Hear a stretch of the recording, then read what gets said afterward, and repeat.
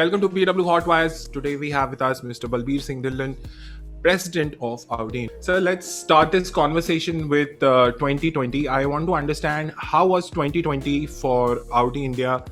What were the key learnings there? And in terms of manufacturing, manpower shortage, work from home, and supply chain issues, and also since this is the luxury car segment that we are talking about, dealer partners.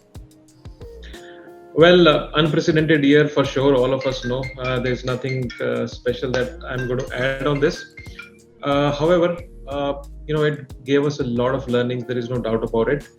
Starting from how do we need to operate, how do we interact with our customers, our employees, our dealer partners. At the end of the day, whatever we did, it was primarily focused upon human beings. It was beyond business. So the focus always remained on that side. So, whether interacting with our customer through our digital channels or one-to-one interaction with customers, how to take care of their cars while it was locked down. And when, it was opening up, then we had to also issue certain guidelines to our dealer partners, how to work in the workshop so that, there is no disruption if the cars were to be picked up from a customer's home. All those things were organized. On a large scale, what we did was a lot of work on the digitalization side. So during the lockdown, people were not comfortable going out and visiting the dealerships. So we reached out to their homes. So basically customer interaction, their whatever their questions were regarding new products, or even for that matter after sales, anything that we could do on the digital side, that was the focus. And it is also part of our strategy 2025. Probably we will discuss this later bit in the show. So this is all we did during last year. You also touched upon a topic of dealerships. Viability, profitability, of course, it remains to be one of the critical factors.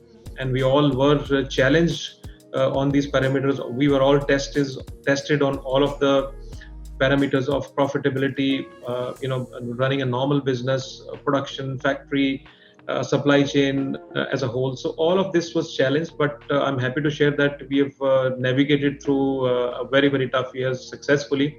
And all our dealer partners are happy, our customers are happy, and our teams are happy. So at the end of the day, our vision was to be very close to each of them, be very close to them emotionally at this hour when we all were challenged personally and professionally on both sides. So I think many learnings, how to run, I would say, leaner business. How do we work with more efficiency? How do we take care of people during these times? How do we manage our costs? Because at the end of the day, we were required to manage our costs. We also supported our partner quite a bit, and that also helped them also sail through these times. So many things. I think it was a year full of learnings. So it can't be defined in a few minutes. But yes, we all had our bits. So we saw a lot of digitization happening, and Audi already was there. So I would like to understand what kind of sales have you or leads that you generated through digital platforms, and how is it working with the traditional dealer partners? So what we say is that the times have changed, and instead of physical experience, now it has become digital experience. I'm sure you must have heard about this name. What is happening is almost over 20% of our leads, our inquiry generations are now happening online. Of course, but in the luxury segment, you have to also understand it's we sell dreams, and cars are byproducts. So when it is coming to selling dreams, people also would like to see these cars before they buy these cars. The test drive, people visit along with their families to our workshops or showrooms, or we take our cars to their homes. So this physical experience also matters quite a lot. So for us, definitely it is the digital space is giving us more opportunity to interact. But at the end of the day, the sales are still happening after customers have seen the cars by visiting the showroom or we visiting them. So this is just one part of the story. This is pre-buying experience, but digital is something which I say it's a journey. It's not a destination. So we continuously need to evolve in this. So once you've bought the car, then what is inside the car digitalization experience? When you're not driving the car, what kind of digitalization that you have? So we have Audi app, My Audi app, wherein you can interact with us. There are so many facilities that we're providing through a My Audi app. You can see how much your car is driven, if your driver is driving, what is the mileage on the car. There's so many things which are available. Also, if you want to, let's say, once we are opening up, you want to book holidays very exclusive to your personal self. Our concierge service is more than happy to help. So there are so many things when the digitalization is supporting our customers. At the end of the day, idea is that our customers are our family, and we have to take care of family. So whatever your needs are, whether it's driving needs, mobility needs, holiday needs, uh, anything, if you want to send flowers to a friend or family anywhere in the country, just call our concierge service. So these are all part of the digitalization experience, and all the cars that we are selling today, they are all connected cars. So all this is what has been our journey for last many years. Of course, it has taken also an additional focus from our side as we went through the COVID time. So the focus is furthermore, I would say, during these times. So I think pre-buying, buying, and post-buying experience all has somewhere or the other digital connection. So, what is your strategy for this year when it comes to product launches, or when it comes to getting to new segments, or when it comes to launching new variants or new technology or so? Your thoughts? So the strategy is not just for this year. We have been working on our strategy 2025 for last couple of years, and that is absolutely in place, which is basically designed on 4 pillars of strength. First and foremost is customer centricity, then is network, then is products, and fourth is digitalization. So basically, anything and everything that we are doing in our organization revolves around these 4 focus areas. And I can talk about each of them individually, but since you asked the questions on the products, I think as a car company, that always has to be and will remain to be our core focus area. We have launched 5 products last year, and we already started the year with the launch of the new A4. So we are going to bring SUVs, sedans, we are going to bring volume cars in luxury space, as well as very high-end sports cars. We have, anyway, ICE engine, we already have petrol. We are also intending this year to get electric cars into the country. So there is a lot on the plate this year, and month by month, you will see some of our actions happening. So there is a lot of focus on the products this year and going forward as well. Would you like to specify some of the products which you are willing to share?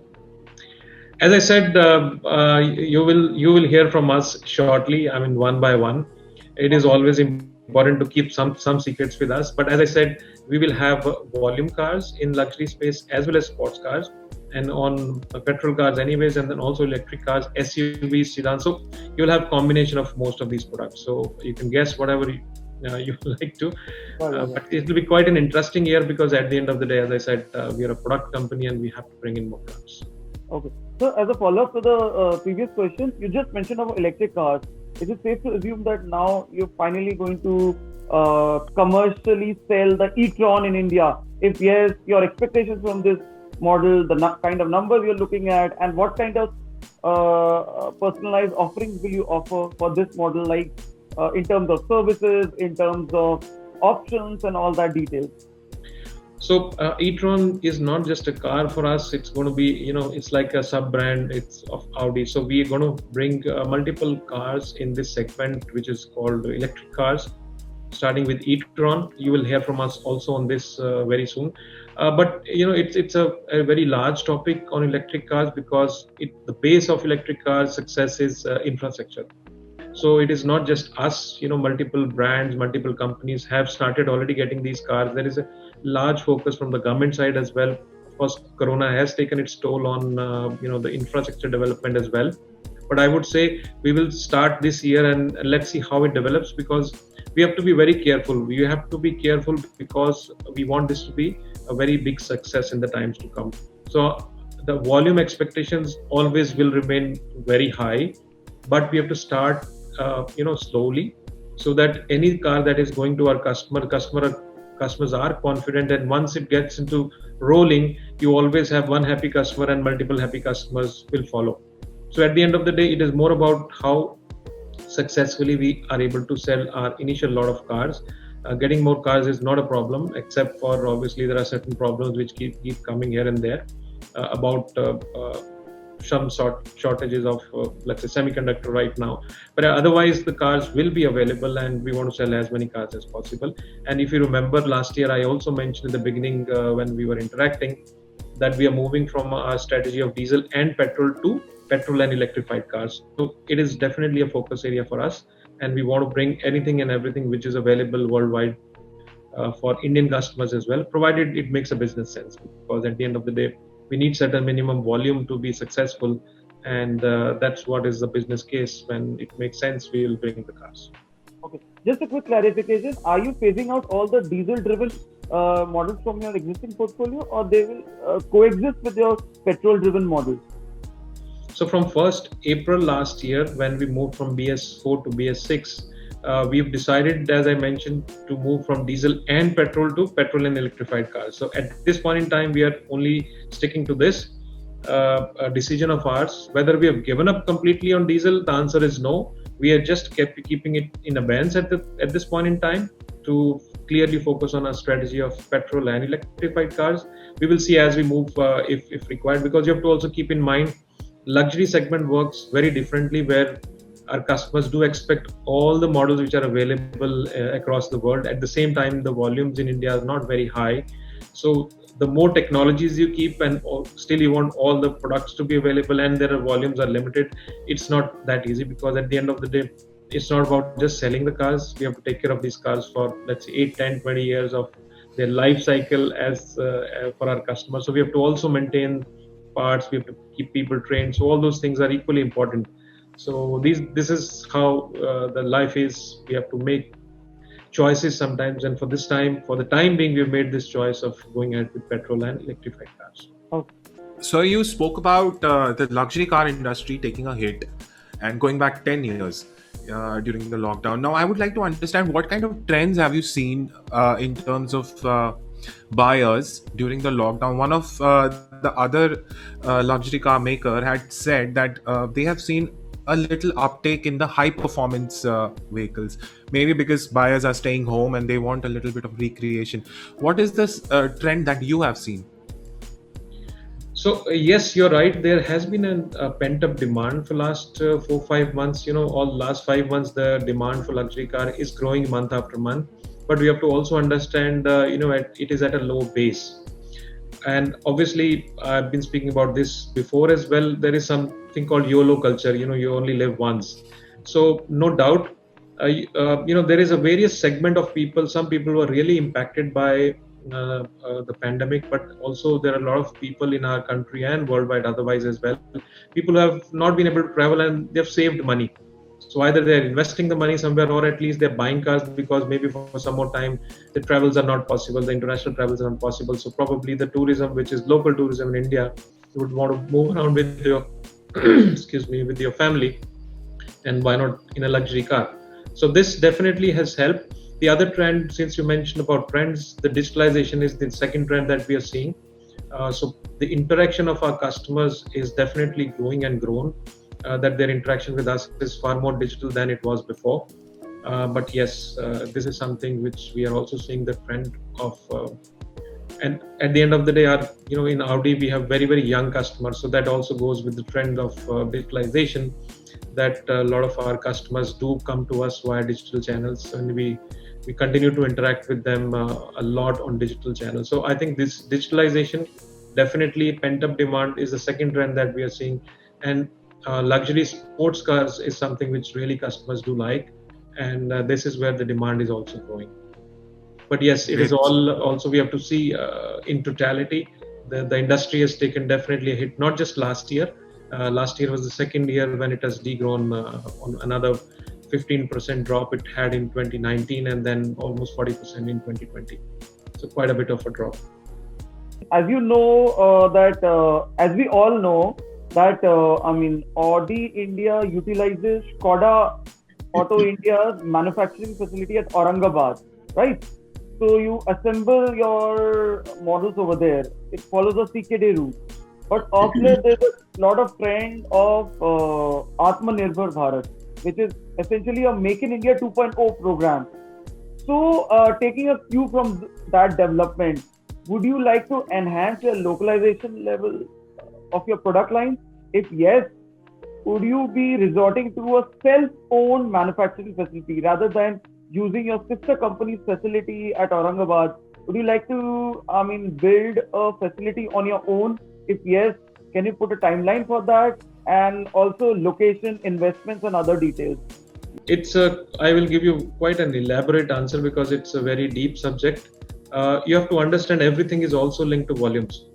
Justification of local production and localization. These are, two different subjects. As of now, we are assembling in India. Localization is limited because the volumes do not justify. There has to be a minimum threshold volume by which then you can start pushing to manufacture locally, source locally. Second question is about using our sister brands of factories. So at the end of the day, you have to understand we as an organization will always, this is our strength. So we don't need to have separate facilities. This is our backbone of our organization. Our group is, the common platforms that we use. There are a lot of common subjects that we have. We have, let's say, accounts department, HR. There's so many things which are common. So this is our strength. We will never ever give up on our strength. So this gives us also a possibility to make things at a much better price points. So these are all the strengths that we have. We have invested on a production line for Audi within a particular factory, and as the volumes grow, we'll bring in more and more products which are produced locally. And third, and most important thing is that at the end of the day, I think 80% or approximately plus minus is what we eventually in an ideal scenario should produce locally, because at the end of the day, these are those cars where we want to bring into maximum customers.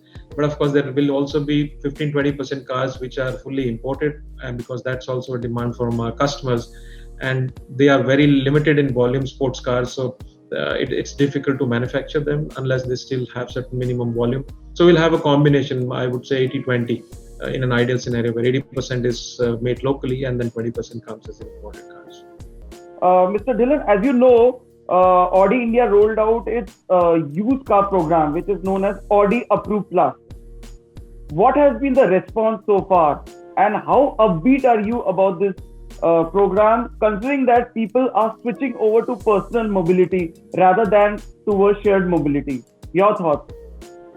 Very, very important pillar of strength for us. As I mentioned already, in our network strategy, we are focusing on workshops, followed by Audi approved facilities, and then followed by the new car showroom. So, we have been in India for many, many years now. There are many customers who are now selling their Audis and buying new Audis or buying any other car for that matter.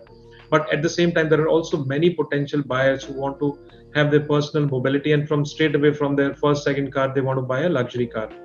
Sometimes the budgets don't allow that, so Audi Approved Plus comes into picture there. So we have a very, very solid program for our customers where we help them get finance for these cars. These cars are thoroughly checked. We offer extended warranties on these cars. We offer service packages on these cars and a comfort of our dealerships. So we want to actually give the same experience to Audi Approved Plus customers as we give to our new cars customers, because once we have them on board, they can have an Audi experience, and eventually also they will end up buying a new car. So very, very important. Till 2019, end of 2019, we had 7 facilities available across the country, independent facilities, but of course all the other dealers do sell pre-owned cars as well. But this is something which we want to expand. In 2019, we did grow almost 19%. Last year, of course, was an unprecedented year where all the businesses could not grow.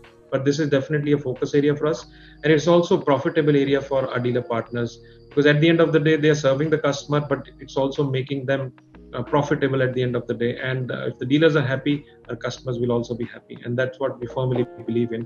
And it definitely we will improve our reach on Audi Approved Plus this year, not just from the point of having more such showrooms, but from policy point of view, where customers do get best possible facilities, just not in terms of just owning a car, but also in terms of servicing the car, just peace of mind experience. It's very, very important. And last but not the least, last few months have seen actually there is no dearth of demand. We don't have sufficient cars to sell. Getting a pre-owned car today is a bigger problem than selling it. So people are continuing to own Audis, so they're happy with their cars. They don't want to sell them but at the end of the day, this cycle will also churn. At some point in time, we will be able to sell more and more cars. But it is definitely a focus area for us. Okay. Just a quick clarification, sir. 7 outlets right now, and going forward, how many outlets? And will they be largely in tier 2 and tier 3 cities? And is it safe to assume that you would be only selling and servicing Audi branded cars, not the other brands? Just quick clarification on that. So yes, this year you will see double digit in terms of number of showrooms that we will have. So we give the peace of mind not just for Audi. If you have any other car which you also want to give while buying an Audi, we are happy to take those cars as well.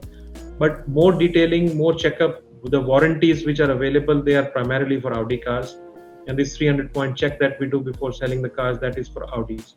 But we also buy and sell other cars through our Audi Approved Plus showroom. So the peace of mind is definitely available, but there are certain limitations for other brand cars. Of course, for our own cars, we have much more knowledge learning, which we definitely use to give ease of ownership for our customers. So now coming to Q2, we saw the Q2 last year. I would like to understand how was the response to Q2, and at the same time, if the response was good, are you planning to bring in more entry-level products? Because due to coronavirus pandemic, we have seen the demand coming down.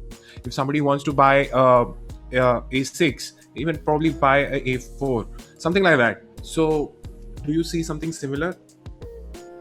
So in terms of specifically Q2, we launched our. Sorry, Abhishek, you wanted to ask something? Sorry to interrupt. Adding to his question, will those products be assembled and made in India? Will they follow the made in India route, or they will be imported? Sorry to interrupt, sir. No problem. So Audi Q2 we launched in the month of November. We've received fantastic response from our customers. Yes, in the beginning we imported these cars. So we still are importing these cars. We are selling them as fully built units. But if you remember, government also allowed companies to import up to 2,500 cars, which helps us experiment in the country to bring more and more products. But at the end of the day, it absolutely makes sense to make them in India, because at the end of the day, the taxes and duties are such that it is difficult to survive if you just import the cars and sell. You have to make them in India. Certain large high-end cars will, I would say, still be imported. So yes, really good response from our customers. Coming back to the entry-level question, we have already launched the new A4 in the month of January, on the 5th of January. So these are both the entry-level products, the Q2 and the A4. So these are our entry-level products. I would not say that the demand is coming down. People from A6 are coming back to A4. It's not like that. I think the demands on higher end is a strong demand. It continues to be. And with the entry-level products, we also want to widen our base. We want to bring in customers first time into luxury through our products like A4 and Q2. And that's always been our endeavor. To get people into luxury space through these products, and eventually they through their life they continue to buy Audi products is our target always. Through the life cycle of a customer, we want to sell them 2, 3, 4 cars, and that's our strategy, which has been working well so far, and I'm sure it will work. And at the end of the day, we just don't sell cars, we also buy cars. So we are selling you new cars, but we are also buying your Audis. So the experience is not just once, but at least twice for each car. Of course, we want to sell you many cars through your life cycle. So that's the endeavor. Do you still believe in the concept of selling cars, or you're open to lease out your cars like what your competitors are doing, or you are fascinated even by this subscription model? If yes, can you share some of the strategies that you're working on it so that you can give your Audi experience to your wannabe customers, especially those newbie customers, young and dynamic customers who aspire to own an Audi brand? So honestly, this is a very deep subject, and we have been working on these topics a lot for the past many years. But we have to also face the fact that most of the cars are still owned; they're not leased in India. So people still want to own the assets. That's how India operates, unlike Western countries where most of the cars are leased.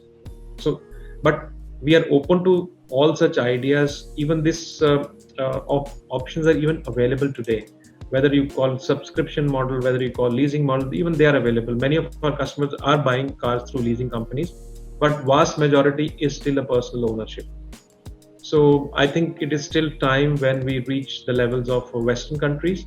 Our model still remains to be personal ownership, because that's how emotionally connected we are with our cars that we buy. And I'm sure this will continue to be for some more time like this. Great, sir. So now that was a great conversation. Now I need to understand, as a leader of Audi India, I would like to know what were your key learnings personally from the pandemic. Well, a lot of learnings. First and foremost, all of us, patience is something which I really learned from this time, because when you're dealing with human beings at this, when leaving everything aside, patience is very, very key. So that is something which I learned. Obviously, I could also spend a little more time with my family, so that I also learned from my daughters. So, at the end of the day, you learn from everyone. But coming back to the business, I think human touch in everything is very, very important. Emotion. We sell dreams. Car is a byproduct, so that's my firm belief. And phygital experience for our customers is key. Profitable partners is very, very important, and ease of ownership for our customers is also very, very important. So all these things, of course, we have been focusing all this while, but these times have only strengthened all these beliefs. And back to basics is something which is very critical. I always believe in this, because car is a very simple business. You take money, you give a product, and then you service the product. And if I can keep my customers happy, they will come back to me. That's very clear, very basic philosophy, and it has worked always, and I'm sure it will continue to work forever. And that's our learning, and that's our endeavor, and we'll continue to focus on this in the times to come as well. Great, sir. It was great chatting with you, and we wish you all the best for 2021. Siddharth, Avishek, thank you so much for having me, and I wish you all the best for you, your families,